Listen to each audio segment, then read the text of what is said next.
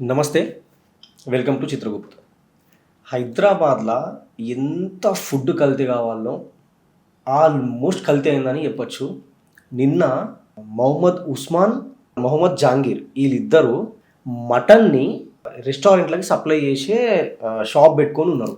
అయితే ఆ మటన్ ఏదైతే సప్లై చేస్తుండ్రో ఆ మటన్‌లో 50 కేజీ ఆఫ్ ఎద్దు మాంసంని కలిపేసిండ్రంట. బీఫ్‌ని. ఈ కలిపేసిన ఎద్దు మాంసంతో పాటు ఆ మటన్‌ని ఇది వేరే వేరే రెస్టారెంట్‌లకి వీళ్ళు దాన్ని పార్సల్ చేస్తారంట. అంటే సప్లై చేస్తారనమాట. ఆ సప్లై చేసిన ఆ మాంసంని ఈళ్ళు మటన్ బిర్యానీ రూపంలో అండిపెట్టి మనకి సర్వ్ చేస్తారు. అంటే ఇండైరెక్ట్‌గా మనకు తెలవకుండా మనం ఏం తింటున్నాం? బీఫ్‌ని తినేస్తున్నాం. ఈళ్ళు చూడుండ్రి ఎంత తెలివిగా అంటే ఇప్పుడు వాళ్ళు ఎట్లా తిన్నారు, మనం తినొద్దు. మన గోమాత అంటే మనకు ఆవు, ఎద్దు ఇవన్నీ మనకు గోమాతలాగా మనం ట్రీట్ చేస్తాము. మనము మన కల్చర్‌ల గోవుని మనం పూజిస్తాము. అట్లాంటి గోవుని ఈళ్ళు మన చేత తినిపిచ్చే ప్రయత్నాలు చేస్తున్నారు.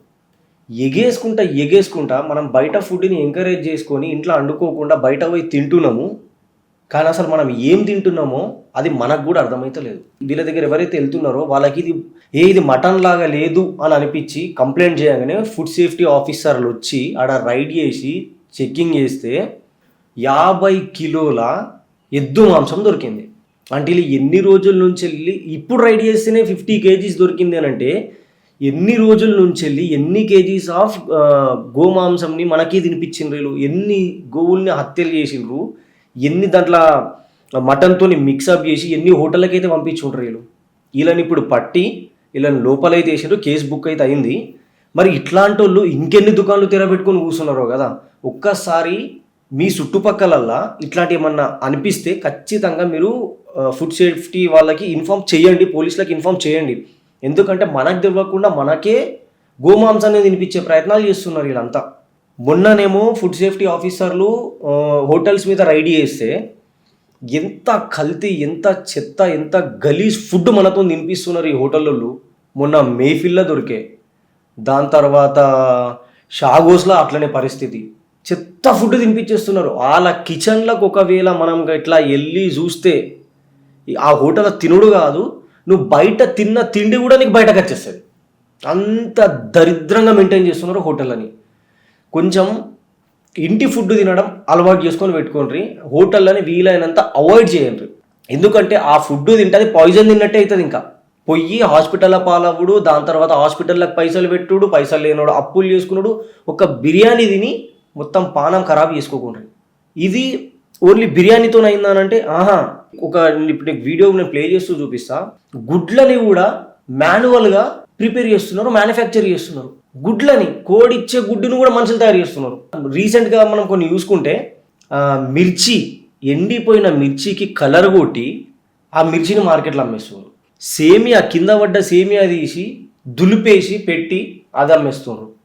బనానా, కచ్చ బనానాని లిక్విడ్లా ముంచి ఇట్లా ఒక నిమిషంలో ఇట్లా పైకి తీస్తే అది మక్కిపోతుంది. ఆడ కెమికల్ యూజ్ చేసి దాన్ని ఖరాబ్ చేస్తున్నారు. చిన్నపిల్లలు తినే ఐస్ క్రీమ్ కాడికని స్టార్ట్ చేస్తే అందరు తినే బిర్యానీ దాకా కూడా ఇంత ఘోరంగా కల్తీ చేసి పెడుతున్నారు. వీళ్ళ దగ్గర కొనొద్దు రాబాయ్ అని అనుకున్నాం అనుకో, ఎందుకు కొనరు రాబాయ్ అని గొడవలు చేస్తారు. కొంటేనేమో అన్ని కల్తీ చేసి అమ్ముతారు. మేమేం తినాలో ఒక డిసైడ్ అయ్యి పెట్టుకుంటాము, కానీ వాళ్ళు ఇంకొకటి ఏదో తినిపిస్తున్నారు. మరి ఇంత దారుణమా, ఇంత గలీజా? సో కొంచెం మనం ఎక్కడ పోతున్నాం, ఏడ తింటున్నాం, ఎవరి దగ్గర కొంటున్నాం, ఎవరి దగ్గర కొనాలా అనేది కూడా మీరు కొంచెం డిసైడ్ చేసి మీరు డిసైడ్ కండి. ఎందుకంటే ఏదో పోతున్నాం, ఆగమాగంలో కొనుక్కుంటున్నాం, తీసుకొని వస్తున్నాం, కానీ ఎంత కల్తీ జరుగుతున్నది, దాంట్లో అసలు ఏం కలుపుతున్నారు, అది మనం తింటే ఉంటామా పీక్తామా ఇది కూడా అర్థం కానీ సిచ్యువేషన్ లేచి పడేస్తున్నారు వాళ్ళు. అంత దరిద్రంగా కల్తీలు చేసి పెడుతున్నారు. నువ్వు ఏదన్నా తీసుకో, ఏది తీసుకున్నా వాళ్ళ దగ్గర ఏది కొన్నా ఖచ్చితంగా అది కల్తీ చేసి అమ్ముతున్నారు. సో మనం అట్లీస్ట్ మనకు తెలిసిన వాళ్ళ దగ్గర పోయి మనోళ్ళ దగ్గర మనం కొనుక్కుంటే కనీసం మనోడు కాదురా పాపం వీడికి అట్లాంటిది ఇయ్యద్దేమో అనగా కొంచెమైనా సేవ్ అవుతామచ్చు. సరే బల్క్లా మార్కెట్ వాళ్ళ దగ్గర నుంచి తీసుకుని మనోళ్ళే అమ్ముతున్నారు కదా అని అంటే చిన్న దగ్గర అయినా కల్తీ కాకుండా ఉన్నది, కొంచెమన్నా కల్తీ కాకుండా ఉన్నదన్న తింటాం కదా మనం.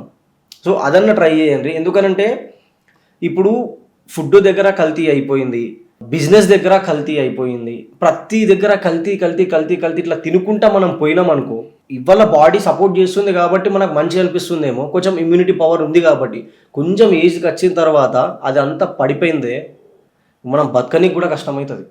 సో దయచేసి మీరు ఏదైనా హోటల్ పోతుండంటే ఆ కిచెన్లు ఒకసారి చూడుర్రి, చూసి నిజంగా ఈ హోటల్ మంచిదేనా, ఓన్లీ రివ్యూలని 4-5 సుక్కలు ఉన్నాయి ఈ హోటల్ కథ తినేయచ్చు అని అనుకుంటే 5 సుక్కలు ఉన్న హోటళ్ళలోనే ఎక్కువ కల్తీ అయింది కదా మరి ఇప్పుడు దొరికినాయని. కొంచెం జాగ్రత్తగా మ్యాక్సిమం టు మ్యాక్సిమం బయట ఫుడ్ అవాయిడ్ చేసి ఏం తినాలనిపించినా ఇంట్లో చేసుకొని తినుర్రి.